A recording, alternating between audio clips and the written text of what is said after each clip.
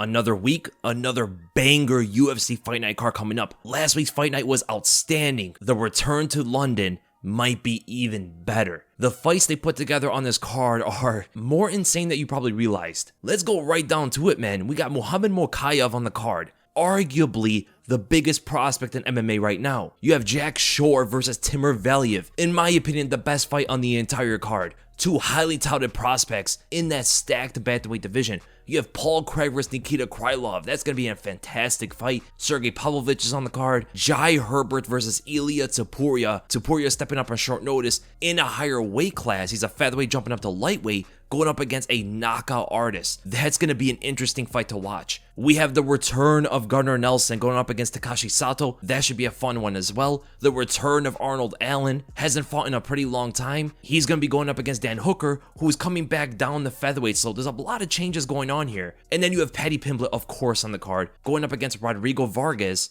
Gonna be interesting to see how he does up against Vargas. And then, of course, the main event, Alexander Volkov versus Tom Aspinall. A veteran in the game with over 40 professional fights versus someone who has less than 15. That's gonna be a fun one to watch. So as you can see, this Fight Night card can only deliver. I cannot see how this card does not match expectations. Perhaps it doesn't, you never know. But the fighters that they put together here, Paddy Pimblett's fun to watch, Ilia Topuria is fun to watch, Dan Hooker, Tom Aspinall always brings it, Paul Craig always brings it, Short and Valiev is of course going to be a very technical fight, and I am curious to see how Mokaev does for his UFC debut. So I'm going to have to say that the prospect of the night, there's so many of them. I mean, I could probably count, let's see, 1, 2, 3, 4, 5, 6, 7 prospects on this card. But the number one guy I would have to pick is Muhammad Mokaev. Everybody's high on Ilia Topuria for sure, right? And I also think that eventually he's going to be a top contender, if not a champion one day. But the thing is, Mokaev is 21 years old. He has the skills of a guy who's been fighting the UFC for a few years already. He has so much growth in this sport. He can make amazing things happen in that cage.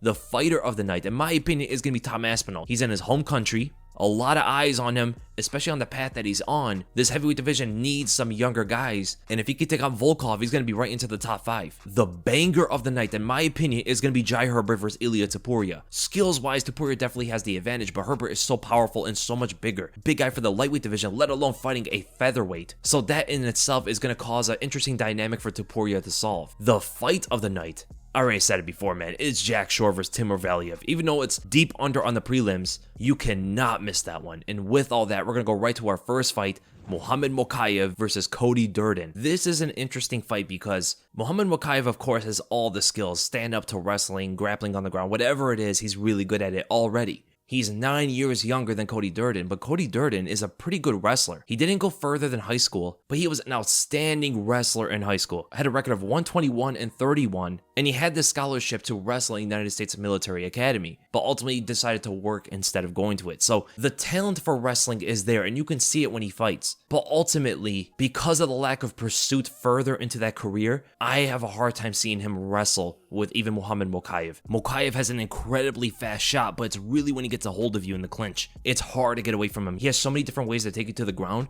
extremely good at getting around to your back, trips you out, slams you, whatever it is. It's going to be difficult for Durden to get away from Mokaev's grip. And ultimately, even striking wise, Mokaev is a little bit bigger. He's 5'9" for that flyweight division. He uses his reach really well, especially his kicks. He uses more kicks than punches. Specifically, as an orthodox fighter, he'll throw out that switch lead kick to your face, and he throws it extremely quickly, again and again catching his opponents off guard. He has a pretty good 1-2 combination, but at times, he will get a little too wild on the feet, and Cody Durden is a good backstep puncher. He's very good at engaging you, and then always having that one back step as a counter. No matter how he's going forward at you, he's always aware to take one step back away and try to counter you with his right hand. So that right there, that specific technique can get Mokaev caught. And Durden keeps his hands pretty low, so he's going to be very aware of the shot. But I have a feeling he might not respect Mokaev striking enough. I can see the head kick landing on Cody Durden for sure. But ultimately, if Mokaev gets his hands on Cody Durden, it's going to be tough for Durden, man. So ultimately, my prediction for this fight, I'm going to go with Muhammad Mokaev, and I'm going to go by a decision win. I think he's going to win every single round. And man, he's over a 5-1 favorite. That's crazy. I don't think I agree with 5-1 favorite, but he should definitely be a big one. And then we go to Jack Shore versus Timur Valiev. The best fight on the card in my opinion. Two guys who are so skilled in all areas of the game. There's going to be a lot of kicks thrown. There's going to be a lot of takedowns attempted, potentially at least. Then again, you never really know how these fights can go down. There could be a lot of grappling between two guys who grapple a lot in fights, or they cancel that out and they just strike it out. Valiev has more flashy kicks. They're a little bit more sneaky, whereas Jack Shore keeps everything to the fundamentals. He's good on the back foot. He's good on the front foot. Extremely good body kicks, and his counter shots with his hands are always there. Head movement is there sometimes for him, but often it's the footwork that he has. He takes very small steps away from your strikes in order to counter you. He has good takedowns. I could definitely see this fight being where, they can't take down each other, and ultimately they do just strike for the whole fight. Valiev makes, I think, more mistakes in his hands, especially defensively when he's throwing punches, right? They're not as clean in technique as Jack Shore's, but ultimately he does seem to be faster and may even have more power. And what did we see Raoni Barcelos do with the Valiev? Oftentimes when Valiev was aggressive, Barcelos was able to counter him with his right hand and even intercept him with some jabs, because Valiev's head movement also isn't all the way there. You'll see him sometimes just move his head to create an elusive target, but not necessarily to react to much. That means Jack Shore can target practice with his hands instead of looking to set things up as he usually does. But what Valiev does have is extremely elusive footwork. He's always moving around the cage. It can cause a lot of Jack Shore's punches and kicks to miss. Because what you often see in fights is Jack Shore doesn't like to get too aggressive moving forward on the opponent. He's aggressive with his counters and reflexes, but he doesn't like to lead in aggression. Valiev can just throw shots out there and just get away. That might be a little bit too much on Valiev's gas tank, and that can make for a competitive fight. There's a lot of things going back and forth for both of these guys. There's going to be a lot of leg kicks, a lot of attempts at body kicks, a lot of footwork, potential jabs and counter shots from Jack Shore. Valiev trying to blitz down a bit and try to find his openings that could ultimately get him countered. But if Valiev stays more patient in this one, it's really up in the air. It's an extremely close fight. So ultimately, my prediction for this, I'm going to go with Jack Shore. But man, it can all come down to the counter shots. That could potentially make the fight for sure. Valiev moves in, he gets a little bit too wild because the least technical thing out of both these guys are Valiev's blitz. When he blitzes, they're fast, but they're not technically sound. And that might be the window for Jack Shore to win this fight. So ultimately, I'm going with Jack Shore, and I'm going to go by a decision win. And then we go to the very next fight, Nikita Krylov versus Paul Craig, where Nikita Krylov has so many more fights. He has over 30 professional fights. Yet he's 5 years younger than Paul Craig. Started his career really young, whereas Craig started pretty old. But do you know what's funny about that as well is when you look at the trajectory of their careers right now, Paul Craig's on a 3-fight win streak, 5-fight undefeated streak, and Nikita Krylov is exchanging wins and losses in his last 6 fights. You know what I just realized?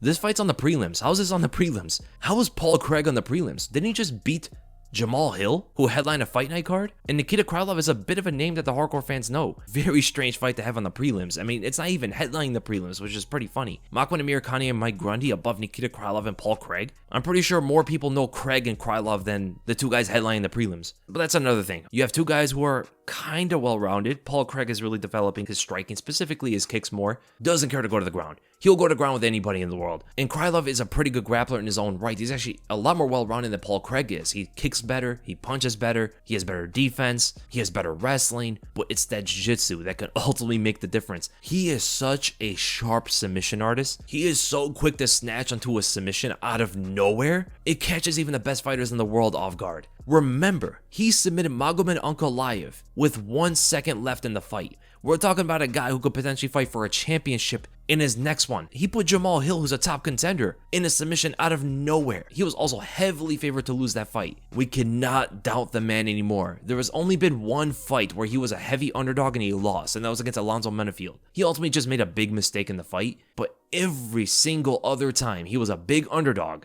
he literally submitted them. He was a 3-1 underdog against Henrique Da Silva.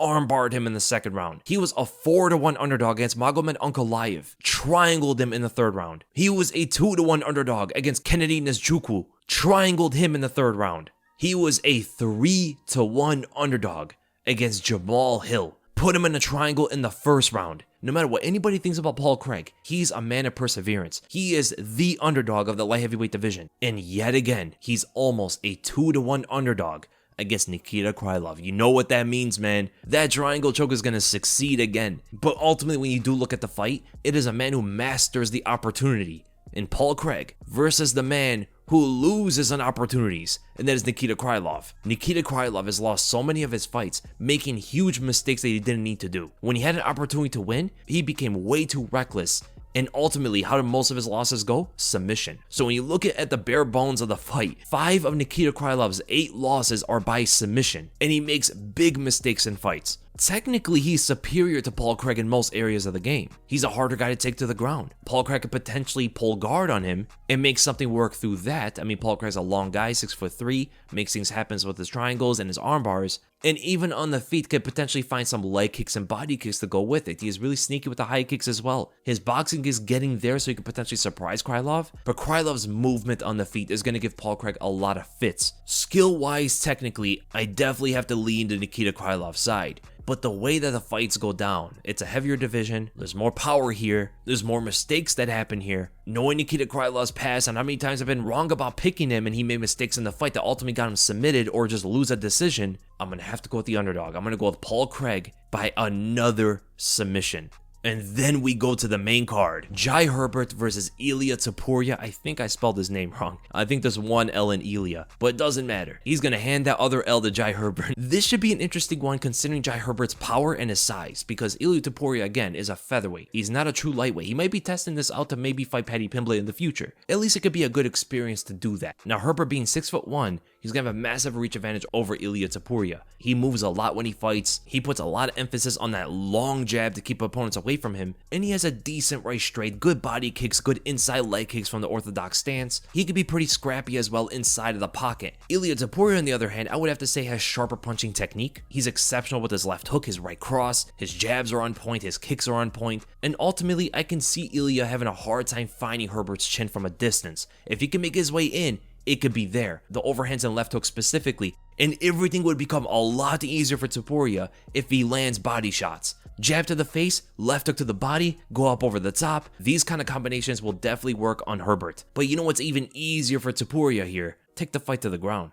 He is a vastly better grappler and vastly better wrestler. Jai Herbert's takedown defense is not really all there. The man was taken down 5 times against Renato Moicano, 5 times, and then 2 times against Francisco Trinaldo before Trinaldo knocked him out with an overhand. I could definitely see where Ilia Topuria is able to drive in that double leg takedown and take Herbert down and do whatever he wants to him on top. So ultimately, my prediction for this fight, if it stays striking, it could be interesting. Herbert definitely has a chance there. Ilia might have a bit of an advantage given his technique and ability to get inside on Herbert's reach. But ultimately, when this fight hits the mat, it might be a wrap. So I'm going to go with Ilia Topuria. I'm going to go by a second round submission. And then we go to the biggest favorite on the entire card, a potential star on the rise, Paddy Pimblett, versus the man nobody's given any credit to, even some fighters have called a bum, Rodrigo Vargas. And I don't think that's really fair to Vargas, I mean specifically for this fight. Paddy Pimblett definitely has more skills, he has more abilities than Vargas does, he has a lot of dexterity in his kicks, he's powerful with his hands, he's scrappy, he's tough, he has a great chin, and better than his stand-up is his ground game. He's actually exceptional with his Brazilian Jiu-Jitsu. He's a bit of an opportunist with his submissions. You could kind of compare that to Paul Craig. And I really want to see what his wrestling is going to be for this fight specifically. Because here's the thing about Vargas. A lot of people don't know about Rodrigo Vargas other than his record,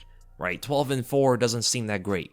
But the man is powerful. He doesn't move around the cage too much. Paddy Pimblett's definitely going to have the footwork advantage. But when it comes to trading, Rodrigo Vargas could potentially get the better of Paddy Pimblett. So what you saw from Paddy's last fight is going to be a little bit harder to do in this one. He could potentially still knock Vargas out because Paddy's powerful in his own right. But Rodrigo Vargas has a little bit different of a horsepower to his punches. He's strong in the clinch. He's strong to take down. He's a very physical fighter that can give a guy who makes a lot of mistakes on the feet dangerous problems. Because as we all know, Paddy Pimblett has his chin up in the air, throws punches under his chin, gets a little bit too aggressive on the front foot, and could potentially eat an overhand coming in. You also have to know that Vargas is a southpaw fighter. That left overhand is going to be a lot easier for him to land against Paddy, especially if Paddy goes forward. The best thing for Paddy Pimblett to do in this fight is try to take this guy to the ground. Don't strike with him too much. Kicks are going to have to be used more than anything else, specifically those head kicks, setting up from the body kicks, the jab has to be on point. Going power hand for power hand against Vargas is dangerous. It could be done, but that's playing a risky game with Vargas, man. That's what Vargas is really good at, exchanging with his power hand. So given the technical defensive deficiencies from Paddy Pimblett when it comes to his boxing, that alone does not warrant a minus 555 favorite. That is way too big. That's like if we were seeing Dustin Poirier fight Vargas, then I'll give him 555, but we're not at that level yet. But here's the thing, man, at the end of the day, no matter how dangerous Vargas can be, Paddy has such a massive speed advantage here. He has many more different kind of techniques, and the kicks specifically from Paddy are going to be a problem for Vargas to address. So ultimately, I am going to go with Paddy Pimblett. I'm going to go by a TKO victory, but this one could be a tough one for him. And then we go to the co-main event. Arnold Allen returning, finally, going up against the featherweight Dan Hooker. He's going to be such a massive featherweight again. He hasn't fought in this weight class for, 5 years? But we'll see if it makes another difference. When he was here before, he wasn't too strong. You could see a difference in the strength to him from when he was a lightweight to when he was a featherweight. When he was fighting in the featherweight division, his takedown defense was not there. He was getting taken down by almost everybody, from even Yair Rodriguez to Jason Knight to Maximo Blanco. I mean, all these guys were continuously taking him down in fights. When he went up to the lightweight division, barely anybody was able to get him to the ground. The only guys that did were one-time Jim Miller, ultimately got knocked out, couldn't really control Dan Hooker, one-time Dustin Poirier in a 5-round fight, and then one-time Islam Mokaev because it's Mokaev. But when you go to the featherweight division, he was taken down so many times, it's a night and day of a difference. And I think it might have to do something with his strength. It can be the advancement to his grappling, because he got a lot better with his wrestling and Brazilian Jiu-Jitsu as he went up to the lightweight division, of course, over time. He hasn't fought at featherweight for 5 years. So 5 years ago, it might just be he didn't have the skill to stop the takedowns. But it could also be he couldn't just stop him because he didn't have the strength. And one thing we do know is that Arnold Allen is going to be attempting a lot of takedowns. The best way to think of Arnold Allen is he's like the epitome of a jack of all trades. He is not exceptional at anything, except I might say his strength is exceptional, but none of his skills really are. He's pretty decent at everything. Boxing, kicks, jiu-jitsu, wrestling, offensively, defensively, at all of these things. He's just pretty solid, man. If one thing's not working, he could go to another. You see that time and time again. He would get hurt on the feet and then return a shot on the opponent. If the striking's not working out, he just transitions right to the wrestling, and it works beautifully for him. I mean, look what he did to Sadiq Youssef, framing off of him from the clinch and landing that left hand. He is always capable in the fight. That's something that a lot of the guys in the featherweight division don't have on his level. Everyone's good at like 2 to 3 to 4 things.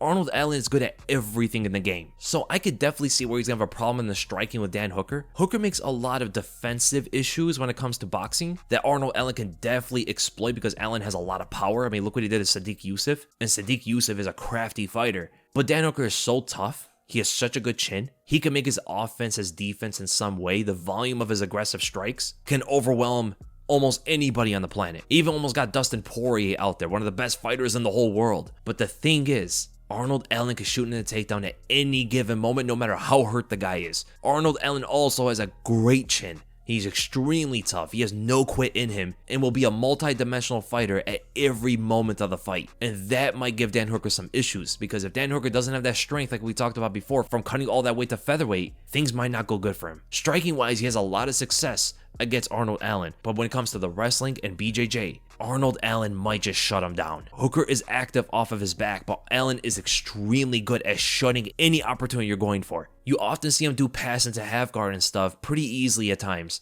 And if Dan Hooker's throwing his legs up there for all this kind of stuff, it's going to make it a lot easier for Allen to transition to other positions and hold that down. The biggest hurdle for Arnold Allen in this fight is the layoff. I mean, he hasn't fought for a year. It's not too bad, but it can get him a little rusty for the fight. But ultimately, my prediction for this, I'm going to go with Arnold Allen. I'm going to go by a decision win. I think he should be able to take Dan Hooker down, control him, even on the feet, land some good shots here and there. I do expect Dan Hooker to get the better of the striking, but when it comes to the wrestling, I think Allen should have this in the bag. So Arnold Allen, decision win. I think he wins 2 rounds out of the 3. And then we finally go to the main event, Alexander Volkov versus Tom Aspinall. This could potentially be one of the most technical stand-up fights in the heavyweight division for some time. Both these guys rely more on speed and technique rather than their power, and that's a bit different than the rest of the heavyweights. Aspinall uses his hands a lot more, whereas Volkov has the entire package of striking. And usually Volkov has a massive height difference against the opponent, but not really much against Aspinall. They're only 2 inches apart in height, so it's not going to be too much of a difference for Aspinall to attack Volkov from a range. and Tom Aspinall likes to roam around in that mid-range. It's a dangerous one for both fighters because that's where Aspinall can blitz in on Volkov and get some shots in his face, because Aspinall has some hand speed to him, man. So he can quickly just burst in, land a couple shots, land a big one, and try to get it to the ground. Or Alexander Volkov lands a knee, lands one of those uppercuts, lands those left hooks. He's so precise with his shots. From far range is somewhere Aspinall doesn't want to be too much either, because even though they're not too different in height, Volkov has some insanely long legs. It doesn't really matter how tall you are unless you're over 7 feet. You're not going to outrange this guy with kicks. He slaps you with a lot of light kicks from a distance. Even though there's not a lot of power in a bunch of them he throws, they're there to rack up on points, and Volkov's been doing that a lot as of late. He's turned to more of a point fighter. Besides against Overeem and Walters, two guys who aren't known for either a chin or cardio, he's been really technical with everybody he's fought, from even Greg Hardy to Curtis Blades to Cyril Gane to Marcin Tybura. Hasn't been really going for it as much as he used to. I mean, when he bursted into the UFC, besides I would say the Timothy Johnson fight, he was going for it, man. He was so sharp with his powerful strikes. These days he's not throwing them as much anymore. And against someone like Tom Aspinall, who's going to look for the finish whenever it presents itself, it could cause a lot of problems for Volkov, because for the second time, he's fighting a guy who's faster than he is.